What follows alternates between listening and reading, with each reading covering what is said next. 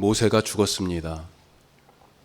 이스라엘 백성은 이집트를 탈출해서 홍해를 건너 광야에 산 지 40년이 되었어요. 이제 약속의 땅이 저기 요단강 건너편으로 보입니다. 그런데 그동안 인도하던 백성의 지도자 모세가 죽었습니다. 오늘 1절 말씀, 여호와의 종 모세가 죽은 후에, 그렇게 시작하죠. 이 모세가 죽은 후에 모세를 섬기던 여호수아에게 여호와 하나님이 하신 말씀입니다. 모세가 죽은 후, 여호수아 마음이 어땠을까요? 드디어 내가 모세 대신 이 백성의 지도자가 됐다, 인도자가 됐다. 그런 마음에 가슴이 막 들떴을까요? 그런 기쁨이 컸을까요? 모세오경을 쭉 보면 출애굽기 이후에 여호수아는 그림자 같은 사람이었어요. 2인자였습니다. 앞서 있는 사람은 모세였어요. 늘 모세의 뒤에 서 있었습니다. 오늘 1절 말씀에서는 그래서 뭐라고 소개합니까? 모세의 수종자 눈의 아들 여호수아, 모세를 보조하던 사람이다, 그렇게 말합니다. 모세의 그늘에서 모세가 입으로 말한 것을 그는 몸소 실행했습니다.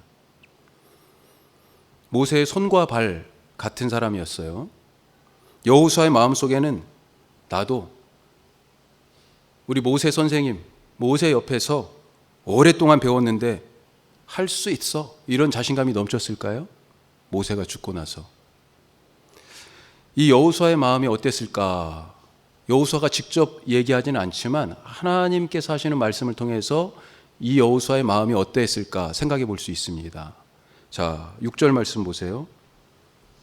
뭐라고 말씀하십니까? 하나님이 말씀하시는 거죠. 강하고 담대하라. 이 하나님 말씀이에요. 7절에 오직 강하고 극히 담대하여. 9절에서도요. 내가 내게 명령한 것이 아니냐. 뭐라고 말씀하세요? 강하고 담대하라. 두려워하지 말며 놀라지 말라. 이게 지금 하나님이 여호수아에게, 모세가 죽은 후에 이 여호수아에게 하신 말씀입니다. 왜 반복해서 지금 반복하고 있잖아요. 강하고 담대하라, 강하고 극히 담대하라, 강하고 담대하고 두려워하지 말고 놀라지 말라. 왜 같은 말씀을 계속 반복하실까요? 우리가 겁도 없이, 눈에 뵈는 것도 없이 아나무인 격으로 막 그렇게 행동하는 사람, 그런 사람을 보고 속된 말로 간이 부었어, 이렇게 얘기하죠. 또 간이 배 밖으로 나왔어, 이런 식으로 얘기해요. 간이 커졌다는 거죠. 겁을 상실했다는 거 아닙니까? 예? 그런데 하나님은 지금 여호수아에게 우리 번역으로 뭐라고 되어 있어요? 담대하라. 간이죠. 간 크게 살아라.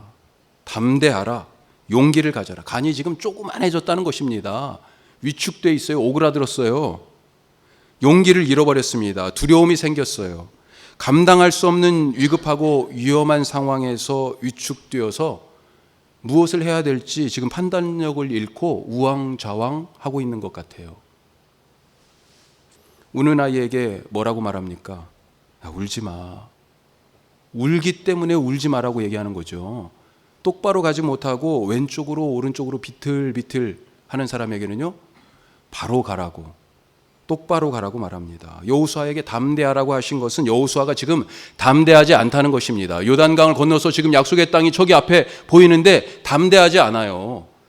곧 목적지에 도달하는데 거기에 갈 힘이 지금 없어요. 두려워요. 그렇게 놀라고 두려워하고 있으니까 이런 말씀하신 것입니다. 모세가 없는 이 백성을 어떻게 인도할까? 한 번도 가보지 않은 저 땅, 저 약속의 땅에서 무슨 일이 벌어질까? 겁나는 겁니다, 지금. 우리는 정말 저 약속의 땅에 들어갈 수나 있기는 한 건가? 의심이 들고요. 나는 모세를 대신하여 이 많은 사람들을, 민수기에 보면 2번 이스라엘 백성들 숫자를 세는 게 나오는데 첫 번째 출애굽하고 나서 얼마 안 돼서 60만 3,550명.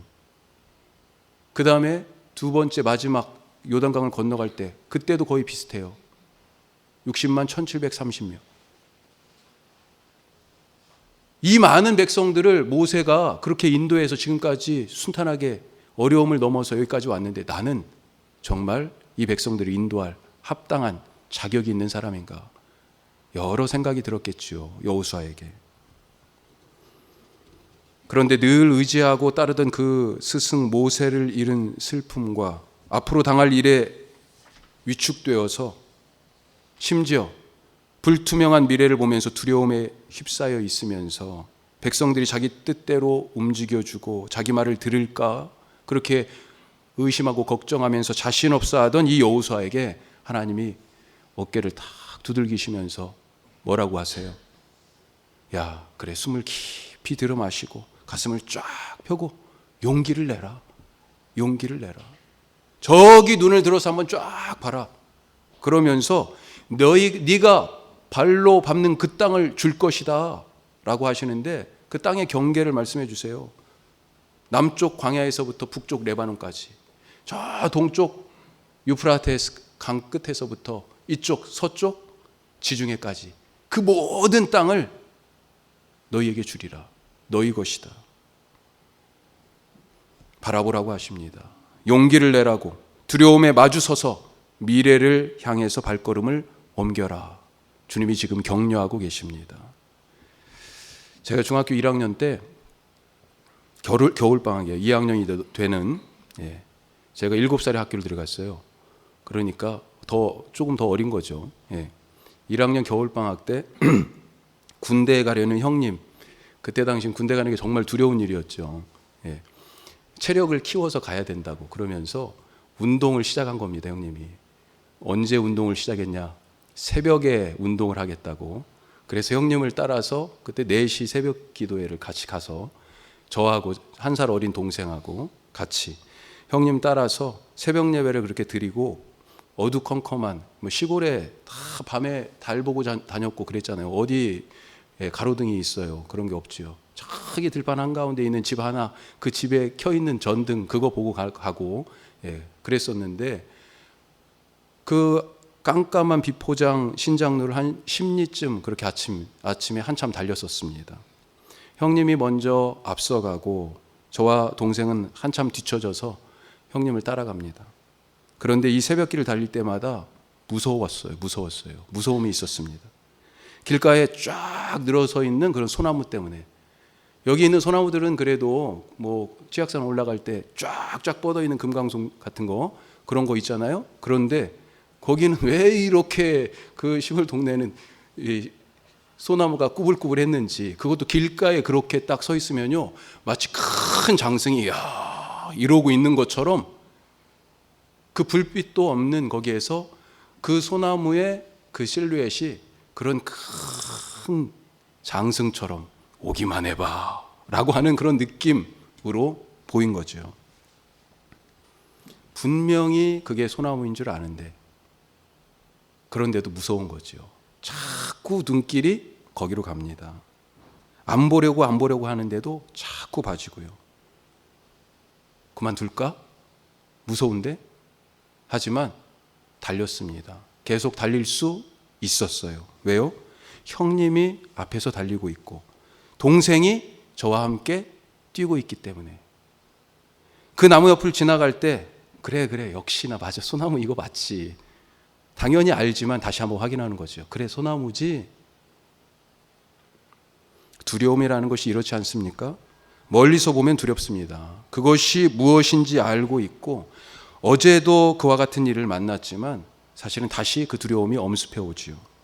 병이 그런 거 아니에요. 병에 대해서 다 들었잖아요. 누가 그런 병을 걸려서 어떤 과정들을, 어떤 어려움들이 있었다 아는데도, 그런데도 불구하고 두려운 거죠. 너무 두렵습니다. 군대, 우리 청년들, 요즘 군대 예전에 다녀오시는 우리 어른들은 요즘 군대는 군대도 아니야. 요즘 휴대폰도 저녁에 본다고 그러더라고요. 그렇게 얘기하지만 그럼에도 불구하고 지금 군대를 가야 하는 청년들은요, 두려워하지요. 걱정합니다.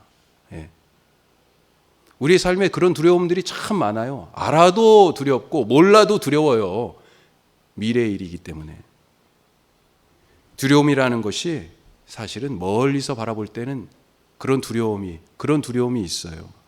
그것이 무엇인지 알고 있고 어제도 그런 일들을 만났지만 또 엄습해오는 이 두려움을 피할 수가 없습니다. 하지만 가까이 가면 갈수록 그 두려움이 커지는 것이 아니라 오히려 그것이 아무 힘도 없는 막연한 두려움이었다라고 하는 것을 알게 되는 때가 더 많지 않습니까?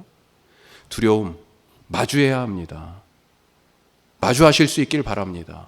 지금 여호수아는요, 마주하기가 겁나는 거예요. 이 약속의 땅을 바라보면서 이 약속의 땅과 마주하기가 겁나는 거예요. 거기서 무슨 일이 일어날지 지금 걱정스러운 거예요.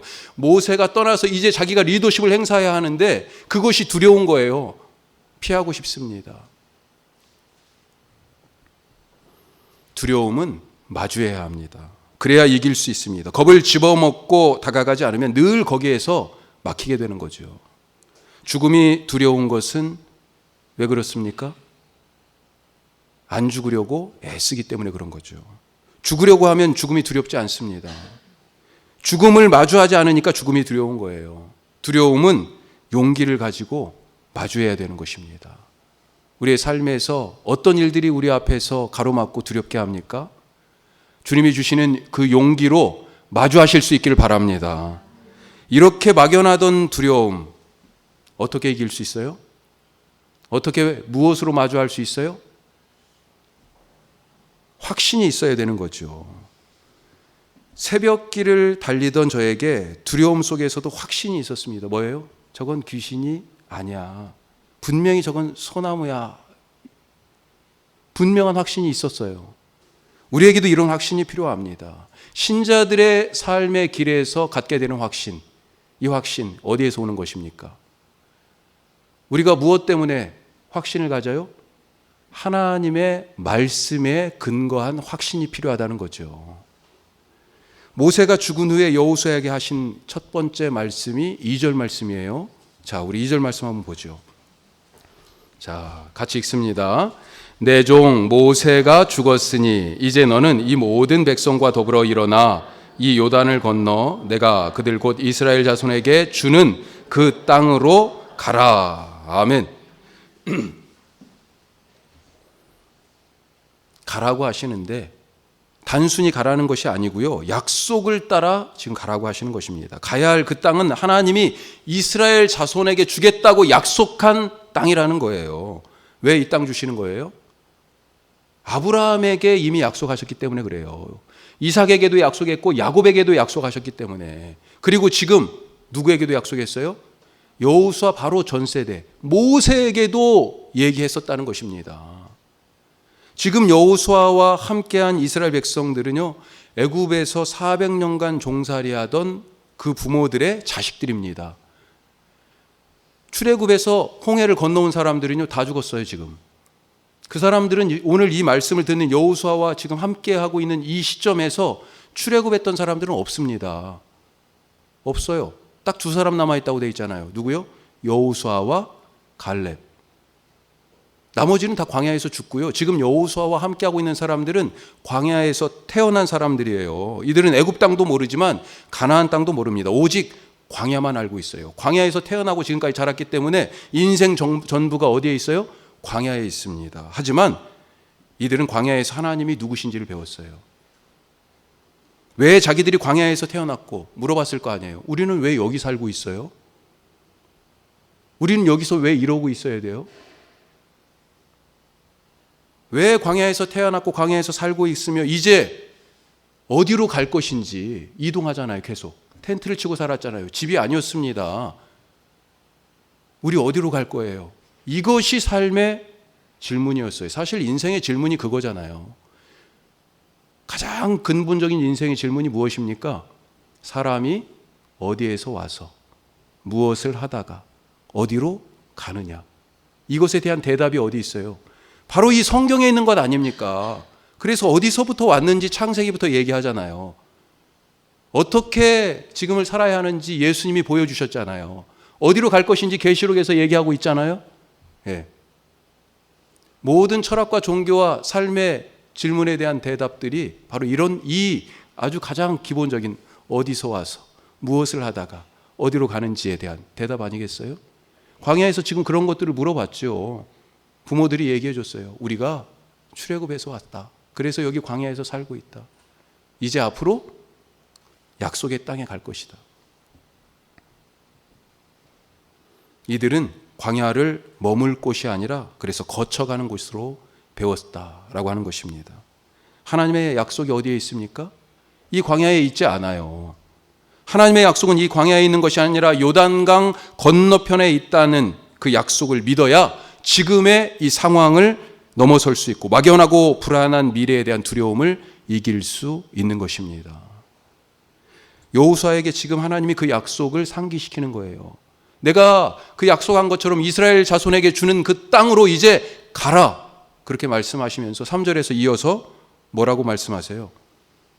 예전에 내가 말하지 않았느냐. 3절 보세요.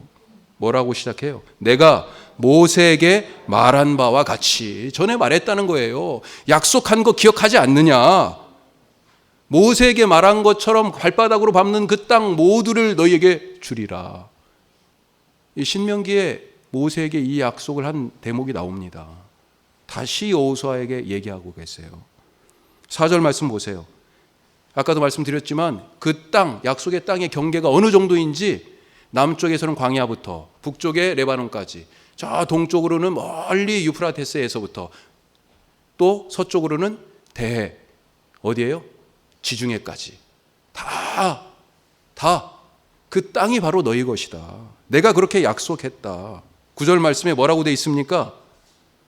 9절 앞부분만 같이 읽겠습니다. 내가 내게 명령한 것이 아니냐. 내가 전에 그렇게 얘기하지 않았느냐.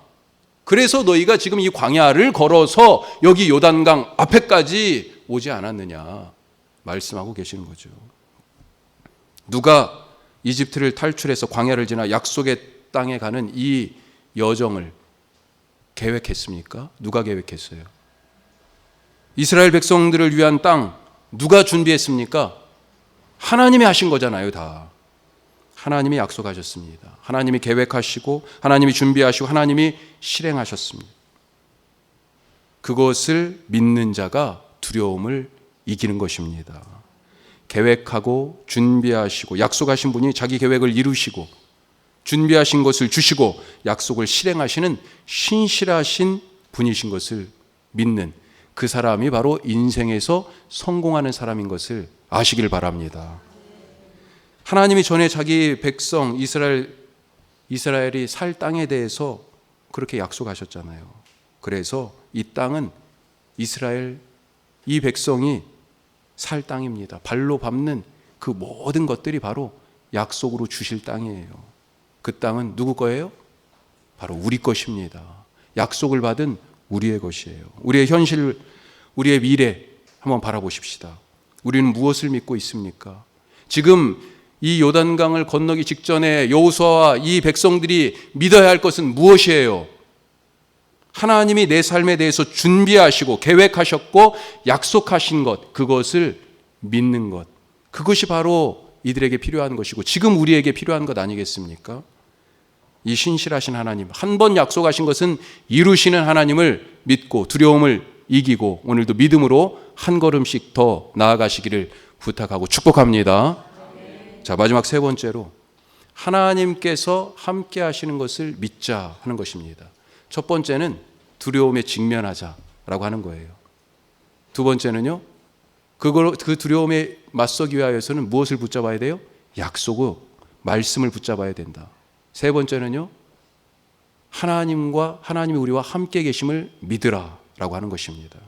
자, 오늘 5절 6절 말씀에 뭐라고 돼 있어요?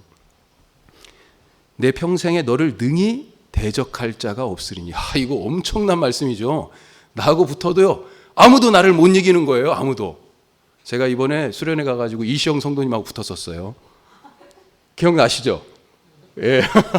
졌어요. 제가 이시영 성도님 이겼어요. 제가 물속에 빠졌습니다. 예. 우리가 세상 살아가면서 숱하게 성도들의 삶에 방해하고 대적하는 원수들이 있어요. 그런데 너의 평생에 너를 대적하여 능히 이길 자가 없다 말씀합니다. 자, 그러면서요 뭐라고 말씀하세요? 5절에 내가 모세와 함께 있었던 것 같이 너와 함께 있을 것이기 때문이다 그렇게 말씀합니다. 우리가 이기는 이유가 뭐예요? 하나님이 우리와 함께 하시기 때문에. 우리가 함께하는 교회 성도 아니겠습니까? 그래서 강하고 담대하라 말씀하십니다. 내가 널 결코 떠나지도 않고 버리지도 않을 것이다. 우리가 담대할 이유 어디에 있어요? 하나님이 우리와 함께 하시기 때문에. 전에 몽골에 청년들 섬길 때 청년들하고 비전 트립을 다녀온 적이 있어요. 이런 비전 트립과 같은 일들을 준비하면서 제일 염려가 되는 것은, 그래도 어떤 데는 한번 가본 데일 수 있어요. 그래도 사실 걱정이 많이 되죠. 그런데 몽골은 정말 한 번도 안 가본 곳이에요. 겨울에는요 영하 40도까지 떨어진답니다. 여름에는요 우리 정도까지는 아니지만 그래도 상당히 더워요. 한 번도 가보지 않고 그 땅이 어떤 땅인지도 모르고 무엇보다도 말이 통하지도 않는데 어떻게 할 것인가, 그런 두려움, 염려가 있죠. 그런데 감사하게도 님카가 우리랑 함께 간 거예요. 님카가. 예? 님카가 다니던 그 몽골의 교회에서 협력해 주셨습니다. 스타렉스하고 또 뭐 러시아 때 스타렉스보다 조금 더 약간 큰 밴 같은 거, 거기 2대 우리 팀하고 그쪽 팀하고 같이 해가지고 빽빽하게, 정말 그 12인승이에요. 제가 맨 뒷자리에 탔어요. 그 스타렉스 밴 뒤에 이러고 하루 12시간을 이러고 가는 거예요. 그렇게 이틀을. 예. 제가 몽골말을 못해도 걱정이 없습니다. 왜요? 내가 가서 어떻게 설계할까? 걱정이 안 돼요. 님카하고 하면 어떻게 손발이 잘 맞는지 완전 동시통역이에요. 예? 우리 텔레비전에서 가끔 동시통역하는 그런 거 나오잖아요. 그 수준이에요. 그 수준. 한국말을 그렇게 몽골말로 그냥 바로바로 해버립니다. 그냥. 예. 설교하는데 전혀 부담이 안 돼요. 그냥 여기서 제가 이렇게 얘기하는 것처럼 하는 거죠. 길을 몰라도 걱정하지 않습니다. 지도가 없어도, 내비게이션이 없어도 아무 문제가 안 됩니다. 몽골 교회 형제들이 운전을 하고 있기 때문에 그래요. 무엇을 먹을까? 무엇을 마실까? 어디서 잘까? 어디로 갈까? 무슨 일을 할까? 하나도 걱정이 안 됩니다. 제가 걱정해봤자 소용이 없어요. 하나도 소용이 없어. 예? 몽골 교회 식구들이 우리의 일할 곳도, 갈 곳도, 밥 먹을 곳도, 잠잘 곳도 다 준비해 두었기 때문에요. 가서 어떻게 해야 하나 막연한 두려움이 있었지만 실상 가서 맞닥뜨려 보니까 그래서 아무 문제가 없는 거예요. 한마디 불평도 없이 졸지도 않고 그 장시간을 운전하는 몽골 청전, 친절하게 안내해주고 도와주고 늘 동행해주는 믿음의 식구들이 같이 함께 있었기 때문에. 자, 우리가 할 일은 뭡니까? 철석같이 이 몽골교회 식구들, 님카나 몽골교회 식구들을 철석같이 믿는 것, 그게 바로 우리 할 일 아니었어요? 이끄는 대로 믿고 맡기면 될 뿐이었습니다. 오히려 우리가 뭔가를 우리 마음대로 하려고 했다면 우선은 말도 안 통하니까 길도 잊어먹었을 거고요. 어디 가서 뭘 사려고 해도 바가지 썼을 가능성도 많고요. 사역을 아무리 제가 가서 메시지를 선포한다고 그래도 그걸 알아들을 수 있겠어요? 모든 것이 다 뒤죽박죽 엉망이 될 수밖에 없는 거죠. 그래서 하나님께서 뭐라고 말씀하시는 거예요? 너희는 가만히 있어. 오늘날 내가 너희를 위하여 행하는 그 구원을 보라. 홍해 앞에 서서도 그렇게 말씀하셨잖아요. 걱정하지 말라. 염려하지도 말고. 이 홍해 어떻게 건널까? 나한테 맡겨라. 나한테. 하나님이 그렇게 말씀하시잖아요. 하나님은 이렇게 우리 인생에 동행하시는 분이십니다. 하나님이 함께 하신다는 것을 믿는 사람, 그 사람은 두려움을 이기고 두려움을 넘어서 살아가는 사람이 되는 것입니다. 내일 일 모르는 게 맞습니다. 내일 일을 아는 사람이 어디 있어요? 모르는 게 맞아요. 하지만 어떤 일이 벌어질지 미리 겁먹지 마시기 바랍니다. 궁금하면 어떻게 하면 돼요? 하나님께 물어보면 되지요. 우리 인생을 설계하시고 안내하신 하나님께 물어보십시오. 믿고 구하십시오. 하나님께서 우리에게 주시고 인도하시고 동행하시고 함께 하실 것입니다. 지금 이 시대가요, 인류 역사에 있어서 가장 많은 발전을 이루었지만 지금처럼 내일에 대한 두려움과 염려를 갖고 외로움에 떨면서 가슴 아파하며 살아가는 시대, 정말 그런 시대가 더 다시 있을까 싶어요. 오늘 여호수아에게 주신 이 말씀, 우리에게, 나에게 주신 말씀으로 들으실 수 있기를 바랍니다.